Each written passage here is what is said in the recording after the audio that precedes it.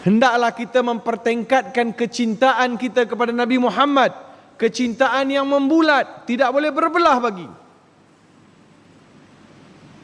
Allahu Akbar.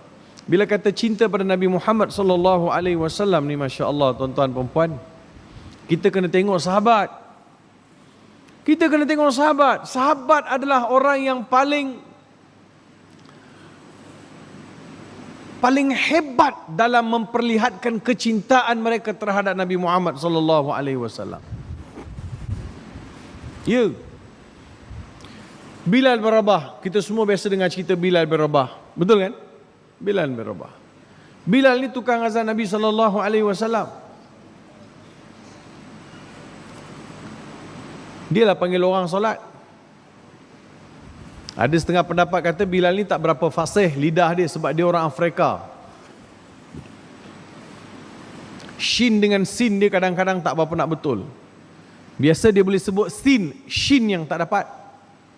Kalau dia azan bunyi As'adu alla ilaha illallah, sepatutnya Ashhadu alla. Pernah sekali para sahabat duduk di belakang Bilal yang sedang melaungkan azan. Bilal azan As'adu alla. Jadi sahabat-sahabat berkedut dahi. Kedut. Sebab Arab ni dia sensitif. Bila sebutan tak berapa betul, sensitif. Sahabat-sahabat berkedut dahi. Rasulullah ada di situ. Rasulullah perasan sahabat-sahabat berkedut dahi ni. Rasulullah kata, malakum, kenapa kamu semua berkedut dahi? Pasal apa? I'lamu sinun Bilali shinun indallah. Biarpun Bilal sebut sin di bumi, sampai dekat Allah jadi shin. Itu Bilal. Bilal bin Rabah, bukan Bilal Ibadur Rahman. Bilal bin Rabah, tuan-tuan. Jangan pula elok-elok dah sebut asyhadu alla ilaha illallah, besok pagi azan dah bunyi lain dah. As'adu alla. Kita tanya pasal apa haji? Semalam elok ah. Pagi ni pasal apa jadi lain? Ya tak apa, saya bubuh sebut sin kat sini sampai dekat Allah jadi shin. Oh, tak ada tuan-tuan. Ulama bincang antara Bilal dengan imam, siapa pahala banyak? Bilal lah. Tukang azan pahala banyak tuan-tuan. Takut tuan imam kecil hati pula. Ya kau ustaz. Ya. Kalau bila kumpul dalil-dalil yang menyebut kefadilat, kelebihan Bilal ni, tukang azan ni, kita akan dapat lihat bahawa Bilal ni pahala lagi banyak daripada Tok Imam. Sebab kalau Bilal tak azan, Tok Imam pun macam tak berapa nak main. Dah masuk kah belum, dah masuk kah belum. Bilal punya pahala banyak.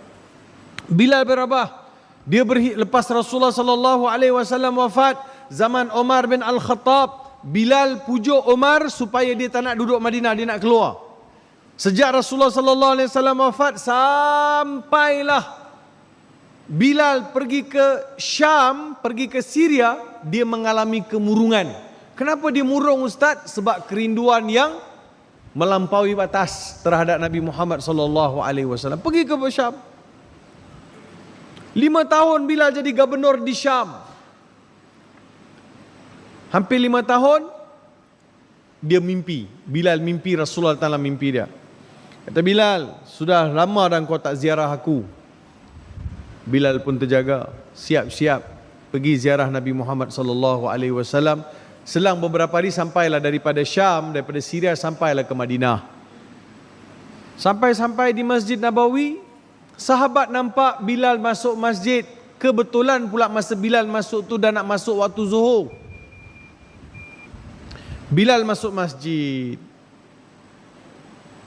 Diriwayatkan masa Bilal masuk tu waktu zuhur. Jadi sahabat-sahabat kata Bilal dah masuk zuhur, azan lah. Bilal kata tak, aku ni azan untuk Rasulullah sallallahu alaihi wasallam saja. Sejurus kemudian Umar bin Al-Khattab pula masuk masjid. Bila Umar masuk, Umar nampak Bilal, Umar terus peluk Bilal, bertanya kabar. Bagaimana keadaan masyarakat, bagaimana keadaan rakyat di Syam. Selepas bertanya khabar dan sebagainya, Umar kata, wahai Bilal, dah masuk zuhur ni, aku minta engkau azan boleh? Azanlah Bilal. Kali ni Bilal tak boleh nak tolak, sebab yang minta adalah Amirul Mukminin, khalifah yang minta. Bilal pun azan lah. Bilal azan. Allahu Akbar, Allahu Akbar, Allahu Akbar, Allahu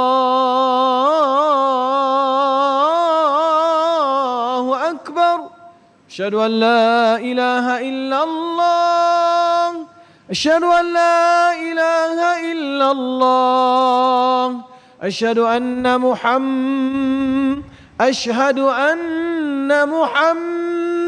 Muhammadur Rasulullah tak keluar daripada lisan Bilal. Sebab dia tuan-tuan, suara dia tersedu. Dia tak boleh nak lepaskan sebab nak sebut Muhammadur Rasulullah tak keluar.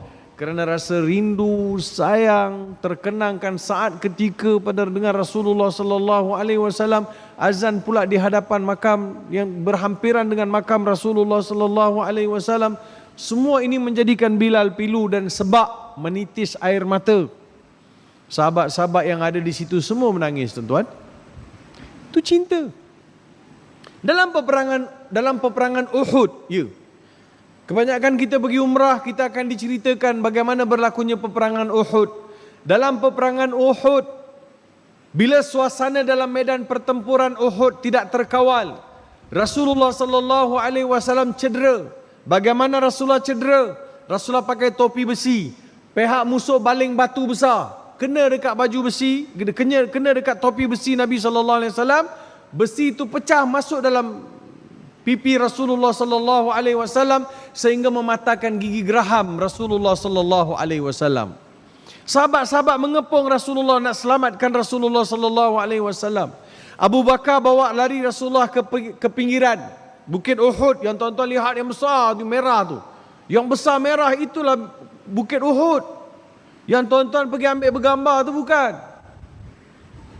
Yang bergambar ramai-ramai yang atas suka, inilah Bukit Uhud, Bukit Uhud. Bukan, itu bukit yang di mana ditempatkan sahabat-sahabat 50 orang untuk memanah. Dipanggil Jabal Rumah. Bukan rumah maklum, rumah tu memanah, pemanah. Jabal Rumah. Dulu bukit tu tinggi. Maklum tiap-tiap tahun pergi turun naik.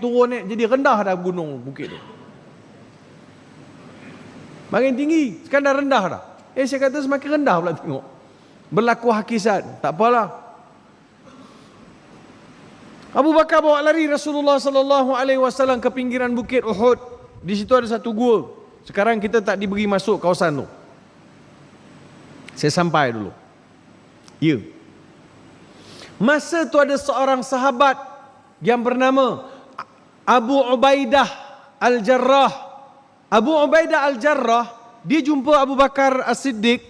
Dia bagi tahu, wahai Abu Bakar, izinkan aku merawat Rasulullah sallallahu alaihi wasallam. Abu Bakar lihat Rasulullah pun setuju, maka Abu Bakar izinkan Abu Ubaidah Al-Jarrah untuk merawat Rasulullah sallallahu alaihi wasallam. Bagaimana Abu Ubaidah rawat Rasulullah? Besi yang tertusuk ni, dia letak mulut dia kat bibi Rasulullah sallallahu alaihi wasallam. Dia gigit besi tu, dia tarik keluar perlahan-lahan sehingga gigi-gigi Abu Ubaidah Al-Jarrah patah, semua yang di depan ni patah. Berdarah mulut Abu Ubaidah Al-Jarrah. Rasulullah tanya pada Abu Ubaidah Al-Jarrah, tak sakit ke wahai Abu Ubaidah?